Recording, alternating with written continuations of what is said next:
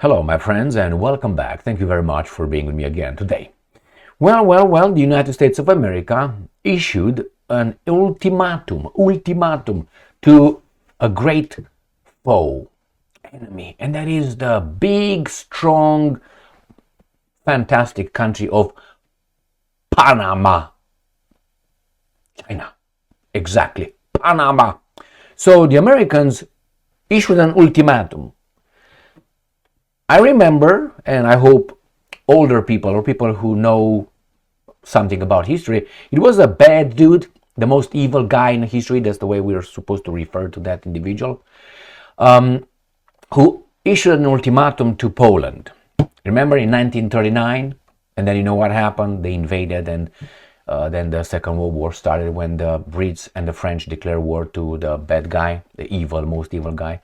Well, Trump administration sends Marco Rubio, the current Secretary of State of the United States of America, the one who sweats under stress. That's why he's a very good diplomat. So idiotic. He sends him to Panama, speaks with the president of Panama. The president of Panama kind of shits his pants, gives him an ultimatum, issues one, and Mr. President, El Presidente of Panama, says, I'm not going to renew the Road and Belt Initiative with China.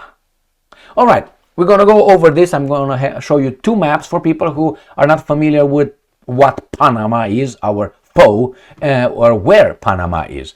I have about, 3 articles, 2 maps. Let's start with the first one. CNN. Trump reiterates threat to retake Panama Canal or something very powerful will happen. Now, I watched a video. He was a little video in a video clip. It was a video when Trump got off his plane, and then he takes some questions from the corporate media, the operatives, and he said, he never ruled out military action over Panama. And then he right there reiterates, and then Rubio lays down ultimatum to Panama over the canal. So America says to another country, here it is what it is, baby doll. You either or.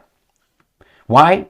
Because the Trump administration says that the Panama government and the president, they violated a 1999 treaty. And according to Donald Trump and his advisors, Panama violated that, and now China owns or controls the Panama Canal. They say that about 75% last year of U.S. trade was crossing through Panama Canal. So I'm going to show you a little bit of this data, and I'm going to go straight to the maps. All right, here is what happened. I'm lost here in space or something. No. President Donald Trump reiterated his vow to take back the Panama Canal on Sunday, warning of powerful U.S. action in an escalating diplomatic dispute, or military dispute will be soon, with a Central American country over China's presence around the vital waterway. China is running the Panama Canal.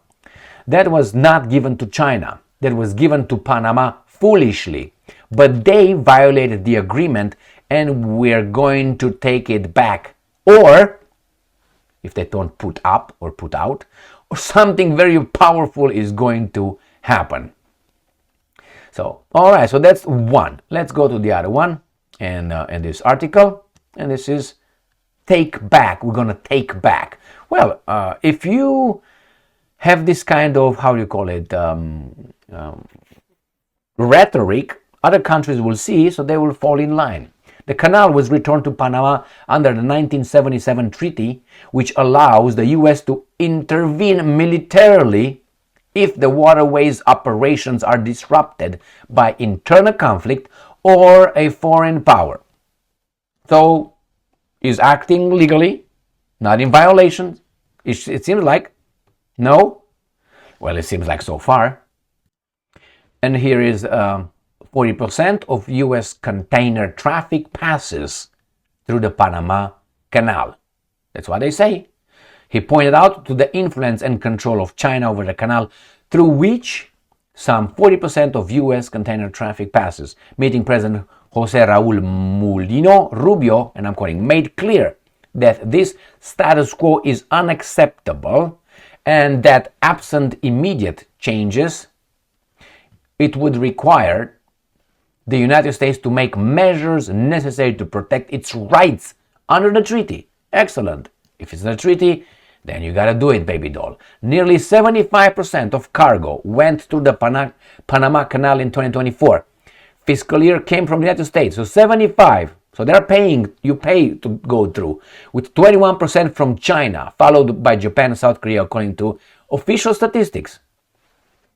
Let's see where these guys are located. So this is the Americas, the map of the Americas. United States of America is here, here, and right here. Not yet. Not yet, but hey, let's have the same colors. And we have also Honduras with the same, but this is where Panama is located, right here, by Colombia. And I have another map to show you here. This is the canal right here. A little strip that the Americans built, finance and so on, for their own economic prosperity. So, what do you think?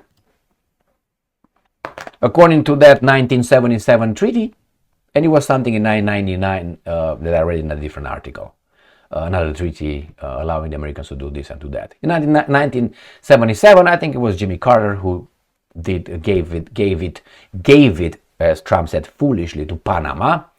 Hey, but Panama is a sovereign, independent country like Ukraine, you know. And now, if I were to be acting like in the real world, yeah, goddamn it, take it. Take everything and everybody. But then, wouldn't that put me in the same par with that guy in the Second World War, who also, we're told, wanted everything? Why would that put me in the same par and it's not something that is so crazy? It's because we are human beings. And if we can, we do that. We want it all.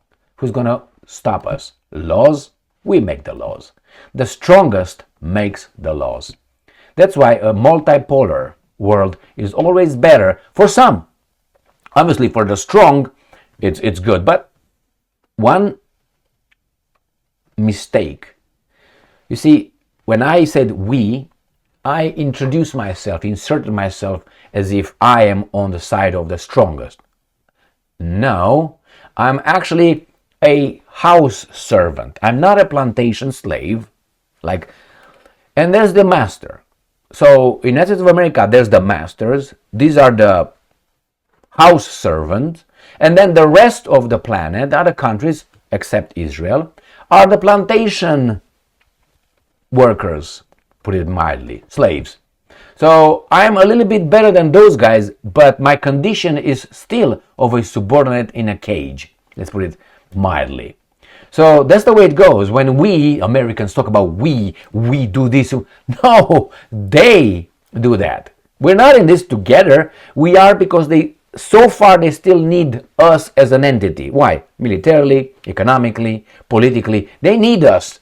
The moment they could have another country have power and take it away from us, let's say tomorrow, United States of America is broken in, 50 little states, nuclear weapons out, and do some little policies, economic policies, and this country becomes not as powerful financially, let's put it. Those guys over there, they're going to move to the next one. Could be China. If China tomorrow remains as it is, and gives them, about 6,000 more nuclear weapons and about 700 military bases around the globe, these guys in charge of all of us, and the politicians, will take China. China will be the greatest country in the world. Not us. And we're going to become, from the masters, supposedly, we're going to become plantation, cutting sugar cane in a field or a plantation. That's the way it is. So as an American, yeah, take it all, because I'm going to profit in my selfish way. I will profit a little bit from this. I will profit a little bit more. Compared with the Panamanians, or that's how you call them, or people from Honduras or Mozambique or something, I get it. But they get it the most.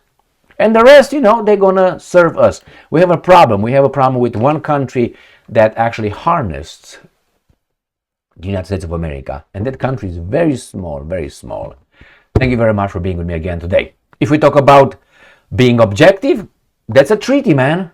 And these guys violated it.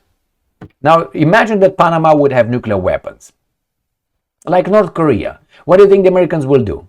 Do you think it will be so send Rubio over there to Habalabala Español, Habala Habalas? Do you think it's going to be like that? They're going to say, off, man. We do whatever we want, China. And China canceled the, how do you call it, Road and Belt Initiative. Why? Why do you think that happened? Because of the ultimatum, my friends. That's because of an ultimatum. Let me show you an article with that one, because I thought I have it right here.